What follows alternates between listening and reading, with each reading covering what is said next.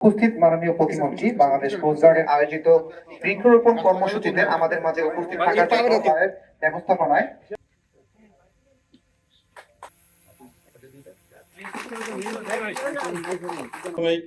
Coast guard West জোনকে আমি ধন্যবাদ জানাচ্ছি আজকের চমৎকার আয়োজনের জন্য। অত্যন্ত সুশৃঙ্খলভাবে ওনারা এই বৃক্ষরোপণ কর্মসূচি এখানে পালন করছেন। আপনারা জানেন এর আগেও কোস্ট গার্ডের সহায়তায় আমরা সেন্ট মার্টিনে এনরুট এবং ওখানকার ওয়ার্ল্ড ভিশনের সহযোগিতায় আমরা ওখানে 20,000 চারা রোপণ করেছি এবং সেখানে কোস্ট গার্ড আমাদেরকে অনেক সহযোগিতা করেছে।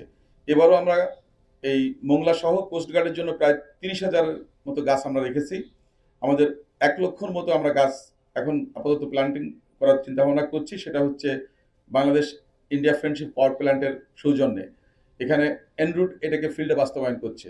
আর পাশাপাশি কোস্ট গার্ডও তাদের যে দপ্তরগুলো আছে সবগুলোতে আমরা সেটা লাগানোর চেষ্টা করছি। শুধুমাত্র এই ক্যাম্পেই আপনারা যেটা শুনেছেন 9,400 মতো এখানে রোপণ করা হচ্ছে এই ওয়েস্ট জোনে, অর্থাৎ মোংলার যে ক্যাম্প আছে সংলগ্ন এলাকায়। তো আমরা মনে করি যে আমরা উপকূলের মানুষ, বিশেষ করে এই জনপদের মানুষ অনেক জলবায়ু পরিবর্তনের অভিঘাতের শিকার। আমরা চেষ্টা করছি আমাদের পরিবেশটাকে বসবাস উপযোগী বা বাসযোগ্য রাখার জন্য। যদি আমরা গাছপালা লাগাতে পারি তাহলে আমাদের তাপমাত্রা কমে আসবে, প্রাকৃতিক বৃষ্টির পরিমাণ বৃদ্ধি পাবে এবং বিভিন্ন ধরনের রোগ বালাই সহ যে এখানে যে মহামারীগুলো আছে সেগুলো থেকে আমরা কিছুটা কমিয়ে আনতে পারবো।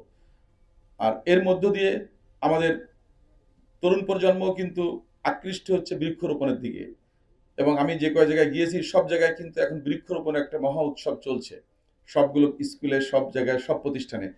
তো আমরা সারা বাংলাদেশ জুড়ে একটা ম্যাপিং করেছি।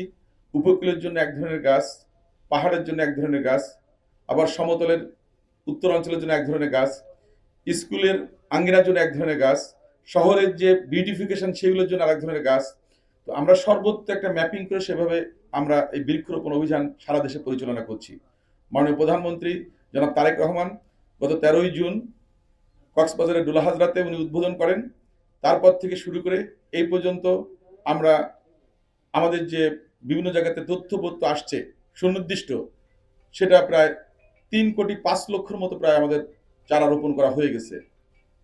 আপনাদেরকে আমরা জানা রাখতে চাই যে আমরা ডিসেম্বরের জন্য কিন্তু 2 কোটি চারা আমরা উৎপাদন করছি শুধুমাত্র কেওড়া গাছ।